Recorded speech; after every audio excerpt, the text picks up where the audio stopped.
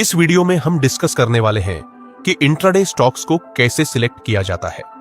ज्यादातर beginner traders random किसी भी स्टॉक में ट्रेड करने लगते हैं, जिससे उन्हें टेक्निकल एनालिसिस पता होने के बावजूद भी लॉस हो जाता है। हम जानते हैं कि स्टॉक मार्केट में कई अलग अलग एसेट्स में ट्रेड कर सकते हैं, जिनमें स्टॉक्स में ट्रेड करके प्रॉफिट कमाना सबसे आसान है। इसका कारण यह है कि स्टॉक्स में वॉलेटिलिटी कम रहती है और जब हम इंट्राडे ट्रेड करते हैं तो हमें ब्रोकर की तरफ से 5 गुना मार्जिन भी मिलता है। इस कारण हम कम कैपिटल में भी अच्छे रिस्क मैनेजमेंट के साथ डिसेंट अमाउंट का प्रॉफिट बना सकते हैं। इस वीडियो में हम डिटेल में डिस्कस करेंगे कि professional intraday traders stock selection कैसे करते हैं। सबसे पहले वे सेक्टर वाइज एनालिसिस करते हैं और फिर उस सेक्टर के स्टॉक्स को सिलेक्ट करके इंट्राडे ट्रेड करते हैं। एनालिसिस के इस तरीके को हम डिटेल में जानेंगे, लेकिन वीडियो की शुरुआत हम बिल्कुल बेसिक से करेंगे ताकि बिगिनर ट्रेडर्स को भी यह अच्छे से समझ में आए। मार्केट ओपन होने से पहले हमें यह जानना चाहिए कि उस दिन मार्केट का सेंटीमेंट क्या होने वाला है। सेंटीमेंट का मतलब है कि उस दिन मार्केट बुलिश है या फिर बेयरिश, और जो भी मार्केट का सेंटीमेंट होगा हम उसी दिशा में ट्रेड करेंगे। अगर मार्केट बेयरिश है तो हम ऐसे स्टॉक्स ढूंढेंगे जहां सेल ट्रेड का सेटअप बन रहा हो। अगर सेंटीमेंट बुलिश है तो हम ऐसे स्टॉक्स ढूंढेंगे जहां बाय ट्रेड का सेटअप बन रहा हो। अब आप सोच रहे होंगे कि मार्केट सेंटीमेंट कैसे पता चलेगा। इसे पता करना बहुत आसान है और हम इसे 3 तरीकों से पता कर सकते हैं। पहला तरीका, मार्केट ओपन होने से पहले हमें एक बार ग्लोबल मार्केट को देखना होगा। इसे देखने के लिए हम गूगल पर जाएंगे और ग्लोबल मार्केट सर्च करेंगे। हमें मनी कंट्रोल वेबसाइट दिखाई देगी जिसे हमें खोलना होगा। खुलने के बाद हम दुनिया के सभी महत्वपूर्ण बाजारों को देख सकेंगे, जैसे एशियाई बाजार, यूरोपीय बाजार आदि। यहां हमें यूएस मार्केट पर नजर डालनी है क्योंकि यह दुनिया का सबसे बड़ा मार्केट है। अगर यूएस में कुछ होता है तो उसका असर लगभग सभी देशों की मार्केट्स पर पड़ता है। अगर यूएस मार्केट बुलिश है तो हम बाय वाले स्टॉक्स पर ट्रेड करेंगे, और अगर यूएस मार्केट बेयरिश है तो सेल वाले स्टॉक्स में ट्रेड करेंगे। दूसरा, हमें एफआईआई और डीआईआई की बाइंग और सेलिंग देखनी होगी। अगर इन्होंने पिछले दिन पैसा मार्केट में डाला है तो हमारे लिए यह बुलिश सेंटीमेंट का संकेत होगा, और अगर इन्होंने पैसा निकाला है तो यह बेयरिश सेंटीमेंट का संकेत होगा। तीसरा, हमें सुबह 9:08 पर पता चल जाएगा कि निफ्टी उस दिन गैप अप हुआ है या गैप डाउन। अगर गैप अप हुआ है तो सेंटीमेंट पॉजिटिव है, और अगर गैप डाउन हुआ है तो सेंटीमेंट नेगेटिव है। सेंटीमेंट के हिसाब से ही हम स्टॉक्स को सिलेक्ट करेंगे और ट्रेड में एंट्री लेंगे। इन 3 तरीकों से हम मार्केट के सेंटीमेंट का पता लगा सकते हैं कि मार्केट ओपन होने के बाद प्राइस ऊपर जाएगा या फिर नीचे। अब जो हम आपको बताने वाले हैं वह यह है कि किसी भी इंट्राडे स्टॉक्स में ट्रेड करने से पहले अगर इन बातों का ध्यान नहीं रखते हैं तो भले ही आप आजकल पैसा कमा रहे हो, लेकिन जब आप इसे रेगुलरली करेंगे तो आप बहुत बुरी तरह से स्टॉक्स में फंस सकते हैं, जिसमें आपका सारा पैसा भी डूब सकता है। इसलिए इन बातों को ध्यान से देखना जरूरी है। स्टॉक में एंट्री लेने से पहले हमें उस स्टॉक की क्वालिटी चेक करनी है। उस स्टॉक की लिक्विडिटी हाई होनी चाहिए, यानी उसमें वॉल्यूम ज्यादा होना चाहिए, ताकि आपको मार्केट से एग्जिट करने में दिक्कत ना हो। क्योंकि अगर लिक्विडिटी कम रही तो चाहकर भी आप उस स्टॉक से एग्जिट नहीं कर पाएंगे, जिससे आपको बड़ा लॉस हो सकता है। दूसरी बात, उस स्टॉक में वोलेटिलिटी ज्यादा होनी चाहिए। अगर कोई स्टॉक 3 से 4 दिनों से साइडवेज में है तो ऐसे स्टॉक में एंट्री करने का कोई फायदा नहीं होगा, क्योंकि इससे सिर्फ आपका ब्रोकरेज और चार्ज लगेगा।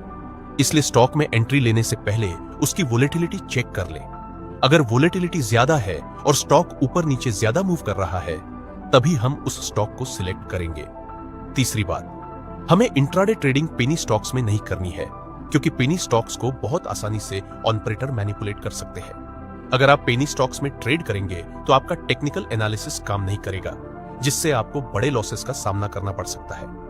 मैंने जो भी रूल्स आपको बताए इन्हें फॉलो करके स्टॉक सिलेक्ट करना मुश्किल हो सकता है, लेकिन अगर आप सिर्फ लार्ज कैप में ट्रेड करें तो ये सारे रूल्स अपने आप फॉलो हो जाते हैं। इसलिए भारत की टॉप 100 लार्जेस्ट कंपनियों की एक लिस्ट बना ले और उन स्टॉक्स में से सेंटीमेंट या एनालिसिस के आधार पर ट्रेड में एंट्री करें।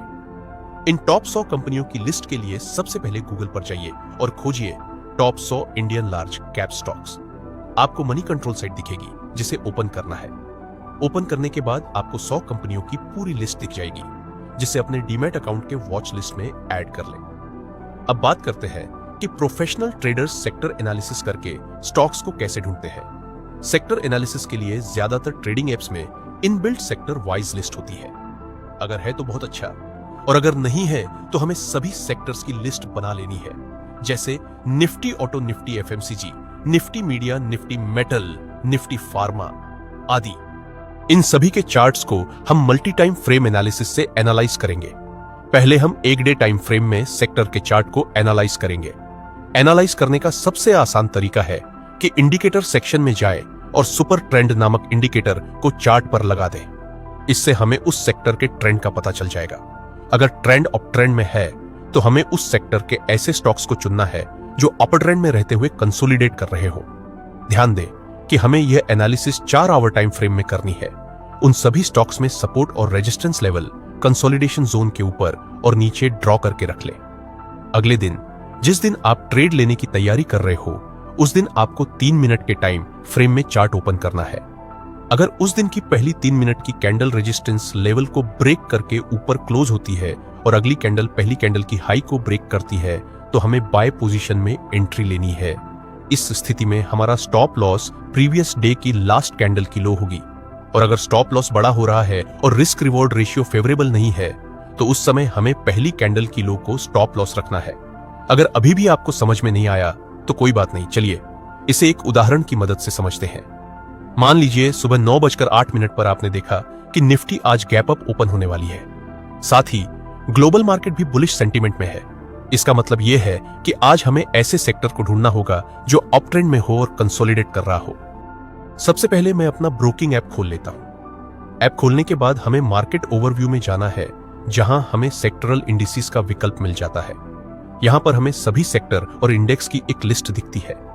इन सभी को एनालाइज करने के बाद पता चलता है कि PSU bank sector up trend में है और ऊपर के लेवल पर कंसोलिडेट कर रहा है।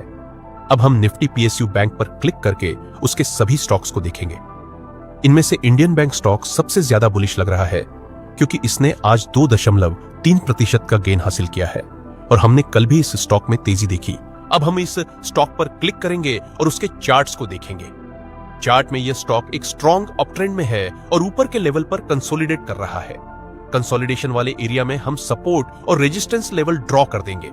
यहां तक हमारा काम फिलहाल के लिए खत्म हो जाता है। अब हमें मार्केट खुलने के बाद अपना अगला कदम उठाना है।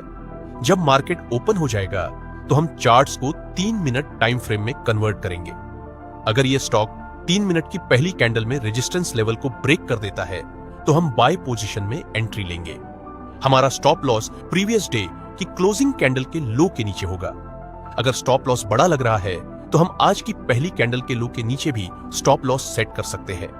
अब टारगेट के लिए हम no EMA exponential moving average का उपयोग करेंगे। यह इंडिकेटर डिफॉल्ट सेटिंग में ही रहेगा, इसलिए आपको इसे बदलने की जरूरत नहीं है। जब तक कैंडल नो EMA के नीचे क्लोज नहीं करती तब तक हम टारगेट लेते रहेंगे। जब आप ऐसे स्टॉक्स में ट्रेड करते हैं जिनका बड़े टाइम फ्रेम में एनालिसिस किया गया हो, तो एक ही दिन में आपको 4% से 5% या 10% तक का टारगेट मिल सकता है, क्योंकि ऐसे स्टॉक्स में कई दिनों से कंसोलिडेशन चल रहा होता है। और जब आप छोटे टाइम फ्रेम में एंट्री करते हैं तो एक छोटा मूव भी आपके लिए बड़ा हो सकता है। इसी तरह से आप सेल पोजीशन में भी एंट्री कर सकते हैं। हालांकि मैं इसका उदाहरण नहीं बताऊंगा क्योंकि इससे वीडियो लंबा हो जाएगा। अगर आपको यह वीडियो अच्छा लगा हो तो एक बार लाइक कर दे और एक प्यारा सा कमेंट छोड़ दे, ताकि हमें मोटिवेशन मिले और हम आपके लिए और भी अच्छी वीडियो बना सके। वीडियो में इतना ही। कमेंट बॉक्स में बताएं कि आप अगला वीडियो किस टॉपिक पर चाहते हैं। जिस भी कमेंट को सबसे ज्यादा लाइक मिलेगा, हम उस पर अगली वीडियो बनाया जाएगा। वीडियो देखने के लिए आप सभी का बहुत बहुत धन्यवाद।